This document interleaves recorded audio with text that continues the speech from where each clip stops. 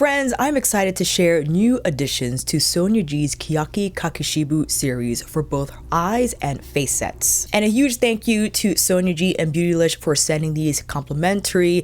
I'm always grateful for the opportunity because I love Sonia G brushes, but also allows me to share details about these tools, especially if you have them on your radar. If you are a Sonia G enthusiast like I am, well, I know you're excited. And the Keyaki Kakishibu series started from the Traditions holiday set that released back in 2022, where Sonia introduced this Keyaki wood style handle. Sonia wanted to make these handles permanent to her collection, so she introduced the Keyaki Kakishibu eye set that released back in January of 2024, where we have 6 Kakishibu Psychoho goat hair dyed eye brushes that, my gosh, when this set released, it easily became one of my favorite eye sets or just eye brushes in general in my entire collection. And in August of 2024, we had the Keyaki Kakishibu face set that featured 3 face brushes, all of which that I use to this day. And now we have 3 new eye brushes and 1 new face brush. And I think the appeal behind the Keyaki wood handle design as well as the Kakishibu dyed bristles, it just has a heavy heritage feel about the entire design, from handle to bristle, and really speaks to the just immense craftsmanship that goes into producing these brushes, all the way from how the wood is crafted for the handle shape through the Kakishibu dyeing process that is both labor intensive and time consuming, all the way from actually making the dye, dyeing the bristles, and having to wait for that dye to set in a way that will stain the bristles and soften them, making them actually more resilient against cream and liquid products. So you can use these brushes in addition to the new ones with creams and liquids as well as powder products. We'll get into those details, look at the individual brushes, make comparisons to the older series, and have demonstrations showing off the performance of these brushes, because in the end, these are Sonia G brushes. And when she designs these tools, performance is of high importance and significance when crafting these brushes. So I can't wait to get into these demonstrations. And of course, if it's your first time here, hi, I'm Alicia. I love to review makeup, brushes, as you can see, and I'm a lifestyle coach. So if any of that content interests you, then maybe watch until the end and possibly like this video. And if you're here to see these new Keyaki Kakishibu brushes in action, then please keep on watching. These brushes are currently available on Beautylish now, both as a set and as singles. The Keyaki Kakishibu Eye Series Volume 2 retails for $130. The T8 retails for $48, the T7 for $42, and the T9 for $40. The Traditions TF4 retails for $62, or you could purchase the entire Keyaki Kakishibu face series, including the new TF4 for $345. First, we have the T7, designed as a denser evolution of Sonia's classic Worker S, and this brush embodies that same artisanal precision, but now built with the intention to lift, sculpt, and define, and it still carries that same softness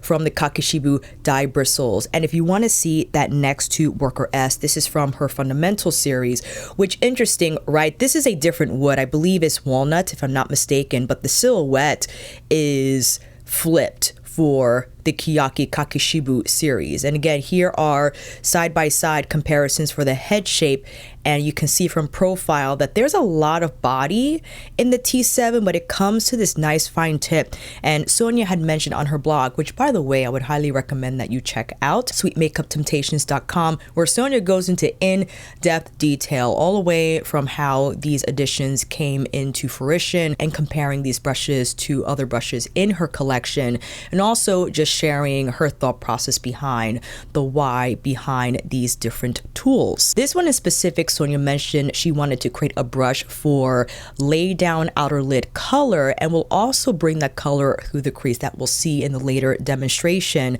But I've been doing that as of late, relying on smaller lay down brushes for that outer corner smoke, because before I used to use blender brushes to apply that color, but because they're blenders, they don't have the same pickup and lay down capacity as a shader does. And to ensure that color application is even on the outer lid, I think a shader is more suitable for that task. And then you could follow up with a fluffier blender crease brush to finish the edges. So we'll see the T7 in action. But what must have been what I was looking forward to trying is the T8. The T8 is all about craftsmanship and ease. The bristles are airy but predictably smooth in the flow, which makes it an effortless all-over color brush for your eyes. You could use it as a soft crease brush or even to apply concealer under the eyes in a more precise manner.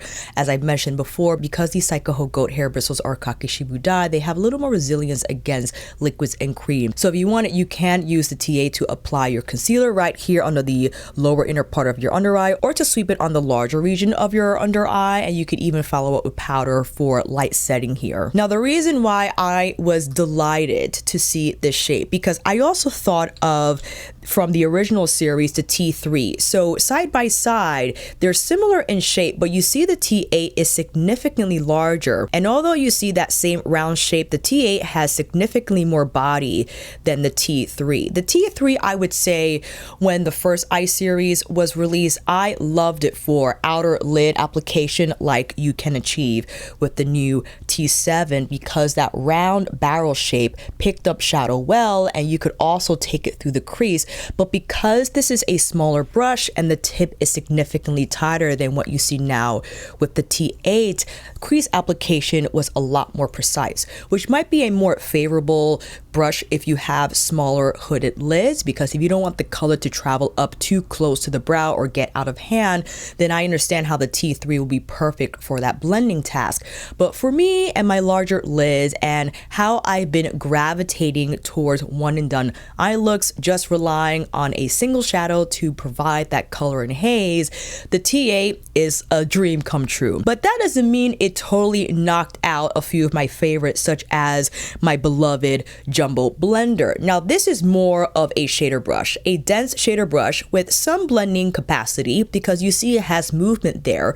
But the T8, because of the longer bristle and dome tapered shape at the tip, the crease blending is sublime. But what I can't wait to use this with is with my Chanel shadows, because Sonia had mentioned that in pursuit of those all over color looks, sometimes we gravitate towards those formulas, the baked ones that have more of like that satin natural finish on the skin that's quite favorable to textured lids and actually kind of enhances or blurs that texture, but could be challenging because since these formulas are baked, sometimes tough to pick up. But a brush like the T8 will have no issues whatsoever picking up a tighter baked eyeshadow formula that once you get on the lid, that's when the magic happens. Next, we have the T9, a pencil brush shape for precision, but softened by the stability and suppleness of its design. It lets you define with accuracy inner corner, lash line, cupid's bow, or any of those smaller regions of your face. But it still feels gentle. It's not super stiff, which sometimes could happen with a smaller brush such as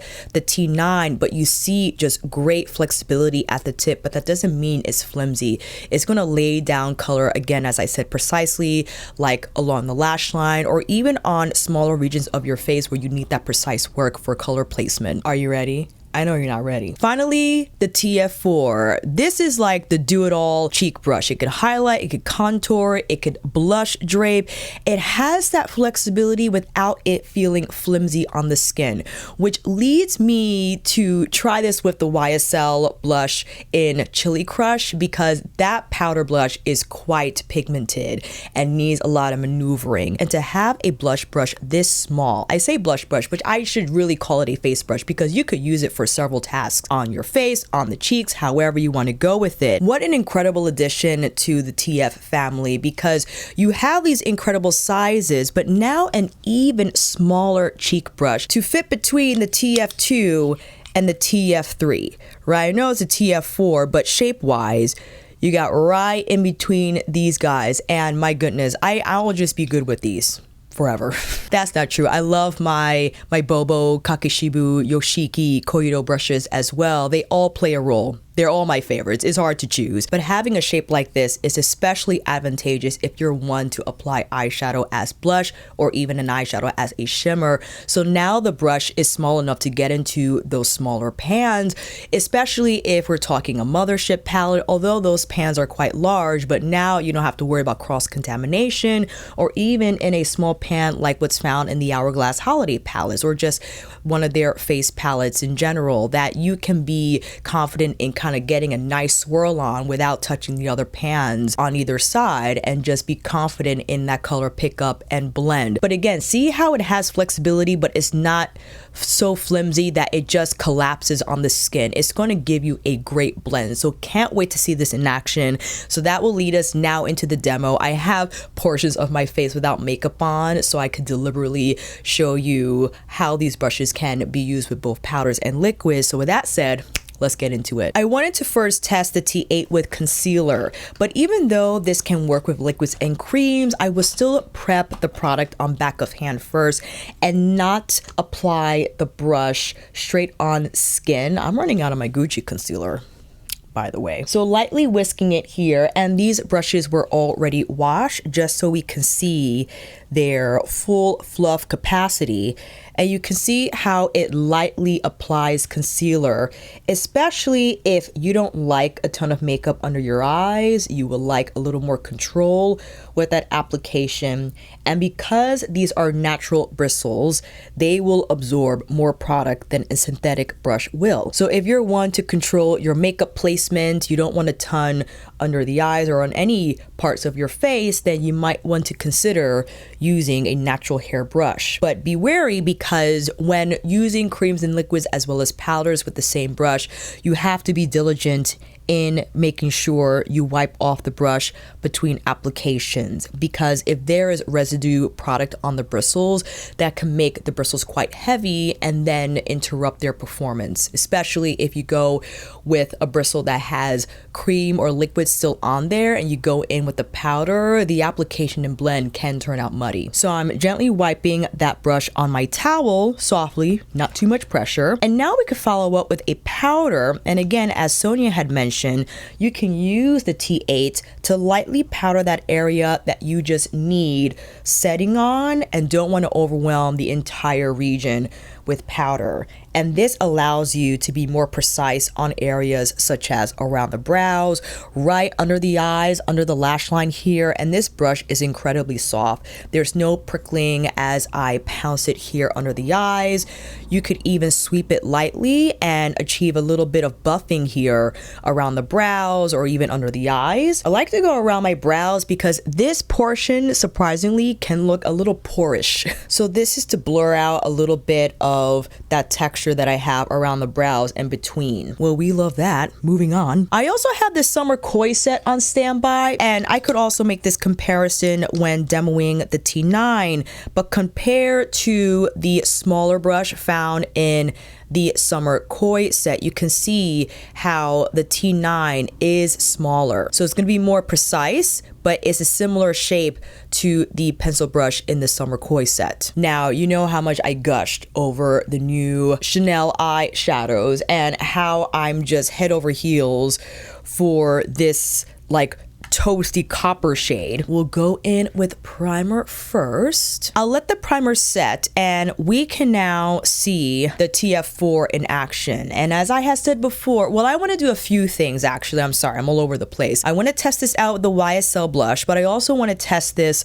with the Forever Blush Soft Filter from Dior, because this is a liquid blush, but it's quite moussey and airy in texture. And I think the TF4 will do wonderfully in applying that. But I have, hold on, shout out to Sea Salt Waves, who demonstrated on her IG feed where she mixed the Forever Soft Filter and the Forever Glow Maximizer to get a killer finish between the pearl and moussey finishes. Hello. I just mixed 07 Orchid and Copper. Take my TF4 from back of hand. This feels wonderfully soft, but also stable on the skin. Again, it's not so flexible where it'll just bend and not actually blend the product evenly on the cheeks. But this is fantastic if you want to exercise a little bit of control of your blush application. If you feel like you pick up too much at once, it gets intense too quickly out the gate and you have to start all over again, or you feel like you have to clean everything off and start from scratch. This allows you the appropriate control for that color intensity. And despite how small the brush is, you see how it can cover a wide surface area just from that moderate splay it has. Absolutely gorgeous, I love it. And as I mentioned before, because we picked up a cream and liquid, I'm gently wiping the brush on my towel, and now we're following up with Chili Crush, just a light tap, and now getting off the excess because this blush packs a punch.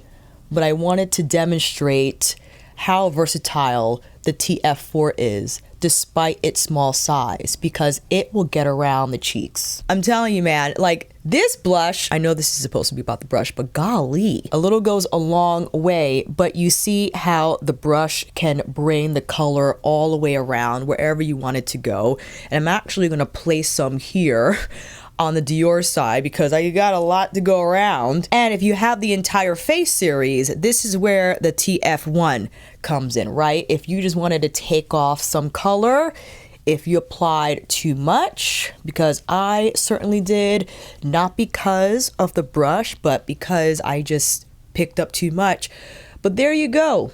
That's Chili Crush. And again, the TF4 did wonderfully, despite, again, its smaller brush head size, managed to cover all the way from apple of cheeks to the temple. And this will be incredible if you love to do those blush draping techniques where you concentrate the application around the eye area and just keep it higher here on the face and let the other parts of your face bare, or maybe you just put highlight there, however you want to roll with it. But now we got to fix these brows because I went a little wild with that swirling and twirling. Now with these shadows, oh, I cannot wait to finally use T8 with my Chanel eyeshadows. So I'm whipping back and forth, oopsie, sorry little brushes, to pick up product.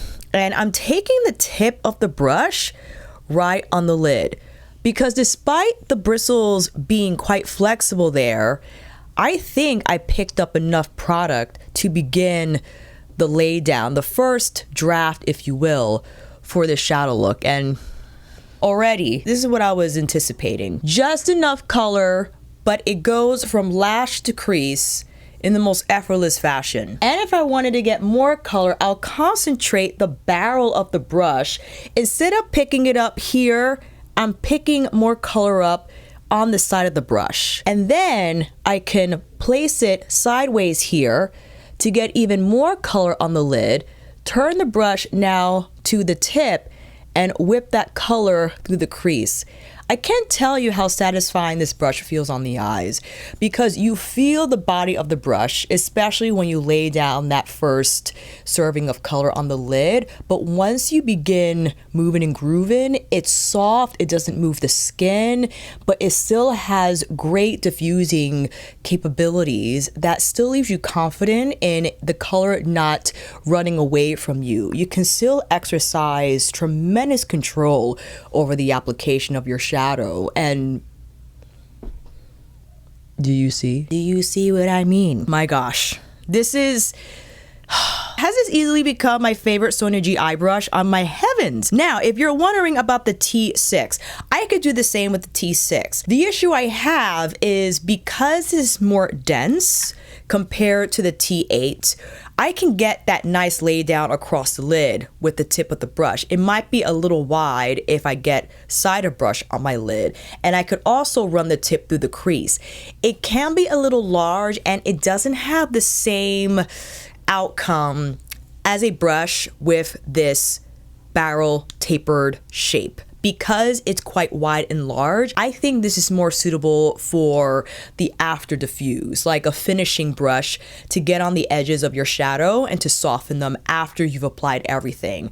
This, I think, is a more favorable pick if you wanted that brush to lay down color from the beginning. Lash line to crease, everywhere in between. Now, yes, it is quite large for the under eye, because if you don't get the color right on the tip of the brush, you're gonna probably get it here lower on the brush, and it's gonna place it maybe too far beyond the lash line. That's where I think T7 comes in, where you can now pick up color, and we can demonstrate that here. I'll pick it up on the tip and carefully run it along the lash line so we can envelop the entire eye if you wanted to achieve more of that haze effect. And I can also take now the light beige shade and place that on the inner corner. But what's great about this shape is that the majority of the color can be on the larger inner corner area, but the tip of the brush continues that application to the lower inner corner. So it's a great shape for that, especially since I like to have a little more of a highlight placement here on the larger inner corner region, not just the inner corner. I like that gradient to start higher on the lid. So that's why I find it fantastic for that task. Now, if we were to make a quick switch, and here we go. Let's see here. Where are you? We gotta use our new makeup. I would consider the Chanel to be new as well, because I just got that like a few weeks ago. If we were to go in Forces of Nature, I can go back in with the T7, and actually let's try it with the antique gold, because I think this will be great, yes, to pick up this drier texture and to have it on the lid, the center lid area, as like the spotlight effect. And then we could pick up the pearl shade and place that on the inner corner. And as Sonia mentioned, using this brush for outer corner placement, but in a far more even application than what you would probably get from a diffuser crease brush, because the bristles on the tip have more splay, so naturally they're not going to lay down color as evenly as a shader brush will. But you actually now can turn the brush on its side and use the tip to kind of shape that placement in soft strokes here. You don't have to over manipulate the shadow or go crazy with the swirling and the twirling. But this is why we have the entire set. If you want more diffusing there, you could go in with T4, and after you've placed that shadow on the outer lid, follow up with the crease blender and have that diffuse finish on the lid. And now with the T9, I actually want to grab the khaki color because I've been loving this as a liner moment with Forces of Nature. Now this is a lot more flexible than our T1. Our T1 is a wider smudger brush. It's gonna feel a little more stiffer, still soft. So I guess I would say it'll feel more stable on contact with the lash line than the T9. But T9 is great just for that flexibility where you can move it gently along your lash line. If you had issues with shadow liner brushes in the past where they felt too stiff and rough on the lids, T9, I mean, feels like silk. And if you wanted a more diffuse finish across the lash line, you could achieve that with the T9. Bring it a little higher so you could see that khaki color even against the antique gold and the mahogany brown. And the T3 from the original set, this is great also to place color on the outer lid, but to bring it through the crease. But as I was describing the role of the T8 before, if you already have shadow on, and this is if you have a smaller eye, you could use T8 to just blur the edges because everything has been applied. Now you're just cleaning up that application. Again, not necessarily to apply color on the lid, it's there already. It's just to refine that application. You could return to the T9 if you wanted to follow through with the same color you have on the outer lid. I have that brown, so now I'm bringing it on the lower lash line just to create that gradient. And why not? You could use T9 to pick up the antique gold shade so we can place that on the lower inner corner. I kind of want to finish up with the first eye, and maybe we can use the T7, but this time picking up that darker brown shade and now using that as like an outer smoke moment. But this is why T7 is great, because the body of the brush just picks up this baked satin beautifully well, evenly. And once it's on the lid, now I could just use the light whisking motions or soft strokes to further shape that application and even diffuse the edges here without necessarily grabbing another brush. But you see how much color I got? I'm telling you, these don't mess around. I could follow up with my T8 and run the tip of the brush along that application, and look how much it starts to blur. Okay, this is not for the faint of heart. if you like those ultra smoky looks, okay? Especially if you want to extend beyond the lash line. I'll also follow up with that same color here on the lower lash line just so that portion of the eye doesn't feel lonely. And taking that sparkly taupe and placing it on the center of my lid for a little more shine there. We got a lot going on here. I actually want to place my coppery shade on the inner part of my eye here because I was missing some shadow and I just want to make sure we got something on there. Oh, we could also use our TF4 for highlights. Ooh, let's go in with the Dior Backstage Glow Face Palette. 003 Pearly Peach. I'm actually taking the more subdued highlight and hitting just the very top of the cheekbone. I love brushes where I can rely on the surface area of the brush to lay down highlight because it offers an opportunity to buff while you apply, just so I can soften that application. So it has more of like a luminous effect on the cheekbones versus like a more straightforward shimmer effect, if that makes any sense. I could experiment with the Sparkly Arcly shade, but lightly tapping because this picks up just enough. You see that?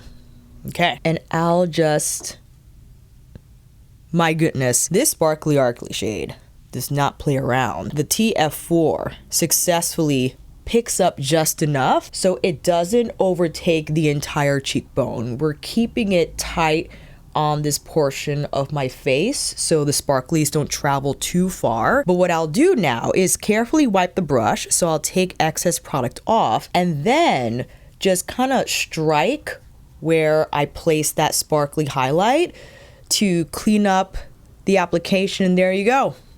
Done and done. Do I want to? Yes, I do. Let's apply some sparkly here. Some sparkly here. Listen, the Glow Face palette doesn't just have to be used on the face, okay? All right, I'm gonna apply some lashes and I'll be right back. Here are the close-ups of, again, the new additions to the Tradition series, Keyaki, Kakishibu Eye and Face series. A huge thank you again to Sonia G and Beautylish for the generous gift, and hopefully this video helped you navigate if these shapes are for you, if you wanna complete your collections, especially if you already have the Keyaki, Kakishibu Eye and Face series.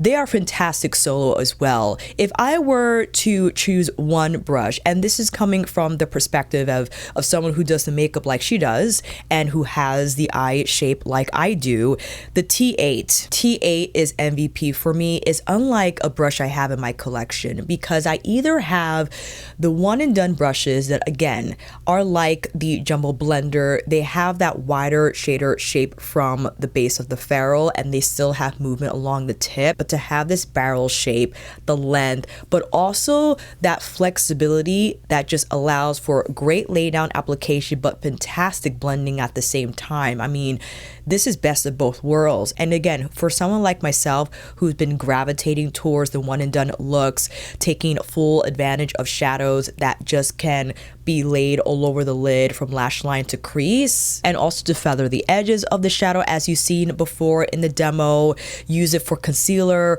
or even highlight, dare I suggest. If you just like that pinpoint highlight effect on the very, very small portion of your cheekbone, you could use the T8 for that. And the TF4. TF4 easily made its way to one of my favorite cheek brushes because it's so unique in the shape, in the size, because I have my favorite cheek brushes. I should work on that list, maybe for end of year favorites list. Oh, that's going to be a long video series if I want to do favorites for everything I own. But this is fantastic, not only for blush tasks as you saw, but for highlighting, for overall buffing, not necessarily on the entire face, but you can buff on the regions that just need extra attention in blurring texture on your skin where there's pores, especially here. I know for myself, close close to the nose, on the apple area of the cheek. You could use the TF4 to address those skin concerns, and also to apply blush as you saw, liquid and cream blush. Well, more liquid as